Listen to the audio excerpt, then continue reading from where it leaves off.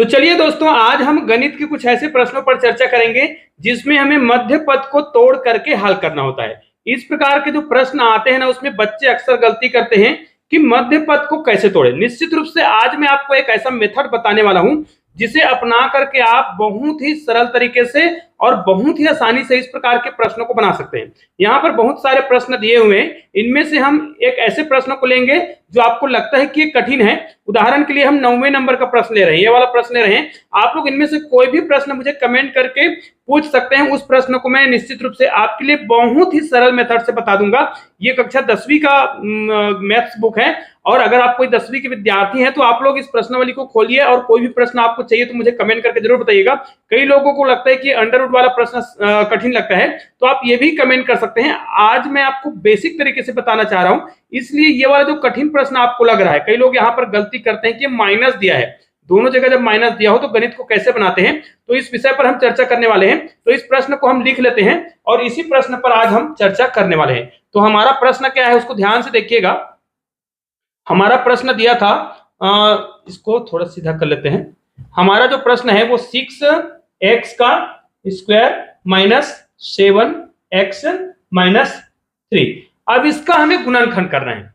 ध्यान दीजिए, जब भी आप गुणनखंड करें तो जो बेसिक मेथड होता है उसको आपको पहले याद रख लेना है।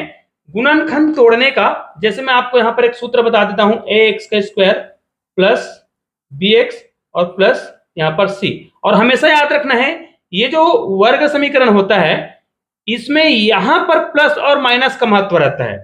यहां पर प्लस रहे माइनस रहे उससे कोई मतलब नहीं है। यहां पर प्लस और माइनस को आपको देखना है और इसी प्लस माइनस के आधार पर आपको क्या करना होता है, प्रश्न को हल करना होता है। मैं आपको बेसिक तरीका सिखा रहा हूं, इसको ध्यान से देखिएगा। यदि आपको वर्ग समीकरण दिया है और अगर बराबर 0 दे दिया है तो आपको x के 2 वैल्यू निकालने होते हैं। लेकिन यदि आपको प्रश्न इसी प्रकार दिया है तो आपको केवल गुणनखंड निकालना है ना। गुणनखंड निकाल करके आपका आंसर हो जाएगा।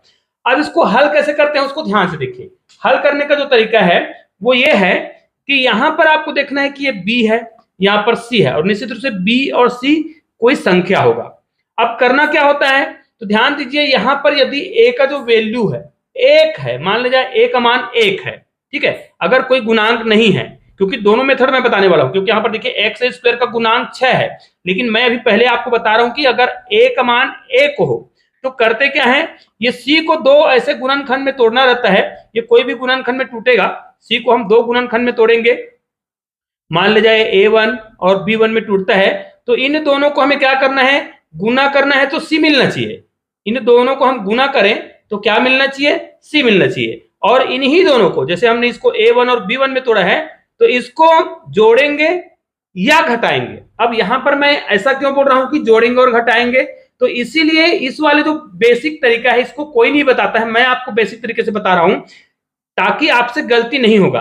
अब यहां पर ये b का वैल्यू आना चाहिए। ये जो वैल्यू है ना, इसको जोड़ने पर या घटाने पर ये जो b है, ये भी कोई संख्या है, उतना आना चाहिए। ठीक है, अगर इस मेथड को आपने सीख लिया तो वर्ग समीकरण को आप बहुत आसानी से बना सकते हैं। ध्यान देना है, c को ऐसे 2 भागों में तोड़ना है कि उनका गुना करें तो c आ जाए। 2 भाग में तोड़ेंगे, उनको गुना करेंगे तो c आएगा, और उन्हीं दोनों संख्याओं को या तो जोड़ेंगे या घटाएंगे तो p के बराबर आना चाहिए। अब कैसे जानेंगे कि जोड़ना और घटाना है, क्योंकि कई लोग इस प्रश्न में हर बार जोड़ने का ही काम करते हैं, ऐसा नहीं करना है।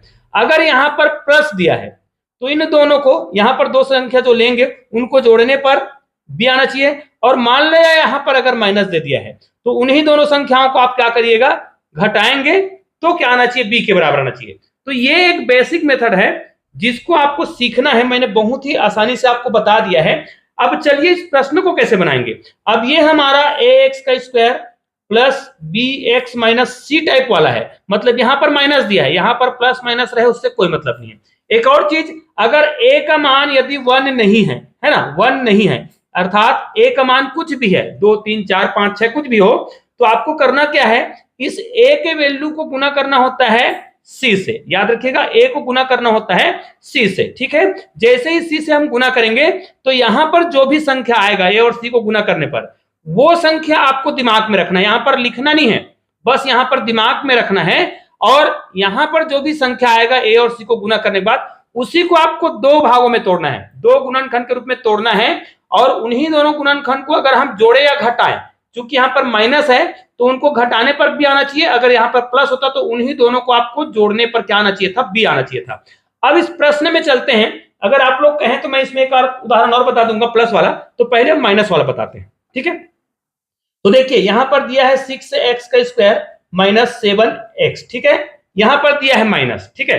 अब आपको करना क्या है, 6 तिया 18, तो यहां पर आपको 18 नहीं लिखना है, ध्यान दीजिएगा, यहां पर आपको 18 नहीं लिखना है, आपको 3 ही लिखना है। बस इसको मध्य को दो भागों में तोड़ना होता है, मध्य को दो पदों में तोड़ना होता है, इसको आपको कुछ भी नहीं करना होता है। तो हमारा शुरुआत कहां से होगा, हमने क्या किया, 6x का स्क्वायर लिख दिया और 6 को हमने गुना किया 3 से, तो 6 तिया 18। अब इस 18 को हमें ऐसे दो भागों में तोड़ना है, ठीक है ना, 18 को दो भागों में तोड़ेंगे, मतलब दो गुणनखंड में तोड़ेंगे कि उनको गुना करें तो 6 तिया 18, 3 नहीं सोचना है, 6 और 3, 6 तिया 18 आना चाहिए।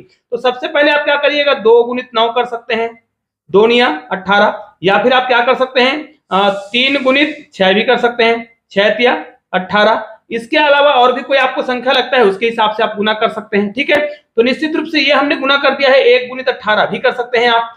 अब आपको करना क्या है, इन्हीं जो गुणनखंड दिख रहा है इन्हीं में से इसके अलावा बहुत सारे गुणनखंड हो सकते हैं, अन्य प्रश्न के आधार पर, अलग अलग प्रश्नों के आधार पर जितने गुणनखंड होंगे, याद रखिए जब आप बार बार प्रैक्टिस करेंगे ना तो इतने सारे गुणनखंड को लिखने की आवश्यकता नहीं है, आपको डायरेक्ट वो गुणनखंड मिल जाएगा जो यहाँ पर फिट बैठेगा। उदाहरण के लिए अब यहां पर माइनस दिया है, ध्यान से सुनते रहिए, हमको पता है कि यहाँ पर 6 तिया 18 हो रहा था, तो 18 को हमने दो गुणनखंड के रूप में इस प्रकार तोड़ लिया है, उनमें से वह गुणनखंड लेना है जिनको हम जोड़े तो 18 जोड़ेंगे, सॉरी जिनको हम गुना करें तो 18 होना चाहिए, तो यहाँ पर सभी को हम गुना करेंगे तो 18 ही होगा, देखिए 18 ही होगा। लेकिन इन्हीं दोनों को हम क्या करें, यहाँ पर देखिए माइनस है, अर्थात घटाएंगे तो कितना आना चाहिए, 7। अब घटा के देखिए तो 9 में 2 घटाएंगे तो 7, हमारा पहला वाला गुणनखंड ही हमारे इस आंसर को पालन करता है, ठीक है। यहाँ पर माइनस दिया है उससे मतलब मत रखिए, उसके लिए क्या करेंगे मैं बता रहा हूं, इसको आप गुना करके देखिए 6 माइनस 3 करेंगे तो यहाँ पर 3 आएगा जो कि गलत है, 18 में आप 1 माइनस करेंगे 17 आएगा जो कि गलत है, अर्थात पहला वाला सही है, ठीक है। तो अब हम क्या करेंगे यहाँ पर, अब यहाँ पर देखिए माइनस दिया है ना, इनको कुछ नहीं करना होता है, जो माइनस दिया है तो माइनस ही रखो, और यहां पर आपको करना था 9 माइनस 2, ठीक है, कोष्टक लगा देंगे, बाहर में x लिख देंगे। तो ये मेथड होता है कि यहाँ पर प्लस दिया हो तो कोई दिक्कत नहीं है, माइनस दिया हो तो आपको यहाँ पर ब्रैकेट लगा के हल करना है, आपका प्रश्न बिल्कुल भी गलत नहीं होगा। तो ये काम हो गया। माइनस यहाँ पर 3 दिया तो 3 ही लिखना है, इसको कुछ भी नहीं करना है। अब देखिए इस मैं जो तरीका मैं बता रहा हूं उसको आप लोग ध्यान से देखते रहिएगा। फिर क्या करेंगे, 6x का स्क्वायर माइनस, अब इसको हल करेंगे, चूंकि ब्रैकेट का प्रयोग किए हैं तो हल करेंगे तो चिन्हों को ध्यान से गुना कर लेंगे, क्योंकि कुछ भी संख्या के पहले कुछ भी चिन्ह ना दिखे तो यहां पर हम क्या मानेंगे, प्लस मानेंगे, है ना। तो प्लस है, इसको गुना करेंगे माइनस के साथ तो माइनस ही होगा, तो यहां पर हो जाएगा 9x, ठीक है, 9x का गुना हो जाएगा। अब इनका भी गुना कर दिए, अब माइनस का गुना माइनस से करेंगे तो पहले तो प्लस हो जाएगा, फिर 2 का गुना x के साथ हो जाएगा, मतलब 2x होगा, फिर ये -3 है, इसको इसी लिखेंगे। अब क्या करेंगे, इनको जोड़ा बना लीजिए, इनको जोड़ा बना लीजिए, इसको आगे पीछे करने की आवश्यकता नहीं है, इन दोनों का जोड़ा बना, इन दोनों का जोड़ा बना। करना क्या है, दोनों में जो कॉमन है, तो यहां पर देखिए इसमें 3 भी छुपा हुआ है, 3 दूनी 6 के रूप में, याद रखिए जब भी कॉमन निकालते हैं तो 6 को गुणनखंड के रूप में लिखना होता है। कई लोग क्या करते हैं, यहां पर ऐसा गलती नहीं करना है, कई लोग क्या करते हैं, अगर हमने 3 को कॉमन निकाला तो घटा के निकाल देते हैं, घटा के नहीं निकालना है, गुणनखंड के रूप में निकालना है। 3 निकाले तो 3 बच गया, ऐसा नहीं करना है, 3 दूनी 6 आपको गुणनखंड के रूप में निकालना होता है।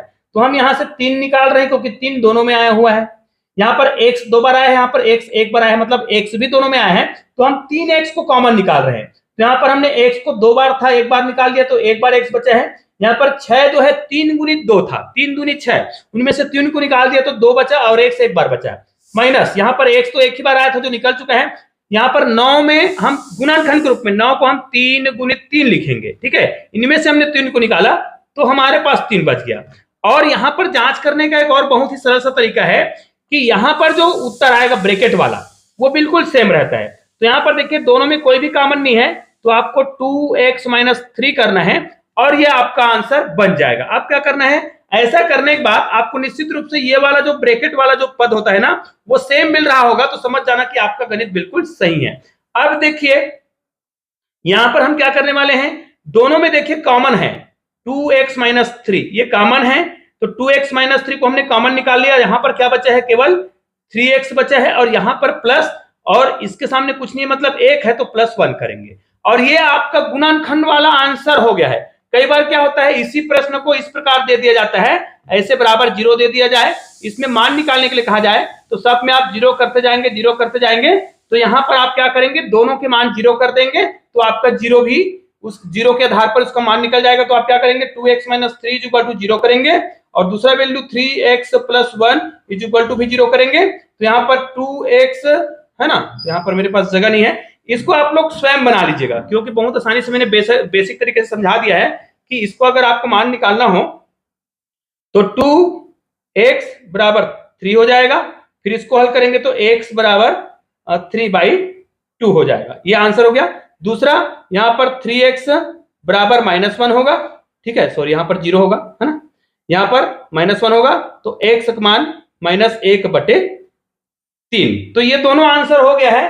तो निश्चित रूप से इसी प्रकार आप बहुत आसानी से वर्ग समीकरण के जो प्रश्न होते हैं उसको बना सकते हैं, और ऐसे और भी बहुत सारे प्रश्न मैं आपको बता सकता हूं। और आपको लगता है कि वर्ग समीकरण के और भी प्रश्न आपको बताना है तो आप लोग मुझे कमेंट करके जरूर बताइएगा, मैं आपको निश्चित रूप से इस प्रकार के जो प्रश्न है उसको आपके सामने बता दूंगा। तो चलिए, हमने जो प्रश्न निकाला है, ये देखिए हमने कौन से प्रश्न को बताया था, यहाँ पर मैं आपको दिखा देता हूं। ये देखिए, ये मैंने इस प्रश्न को आपको हल करके बताया है, और इसका प्रश्नावली में उत्तर का आप मिलान यहाँ पर कर सकते हैं। ये वाला देखिए 2x माइनस 3, ठीक है, और 3x + 1, तो ये देखिए हमारा 2x माइनस 3 और 3x + 1 ये हमारा आंसर था गुणनखंड के रूप में। और यदि इसमें x का वैल्यू निकालने के लिए कहा जाता तो हमने आंसर आपके सामने निकाल कर रख दिया है। इनमें से कोई भी प्रश्न आपको चाहिए तो आप लोग मुझे कमेंट करके जरूर बताइएगा, कठिन से कठिन भी प्रश्न मैं आपको बहुत ही सरल तरीके से बता दूंगा। तो चलिए मिलते हैं एक और बेहतरीन के साथ, तब तक के लिए जय हिंद भारत।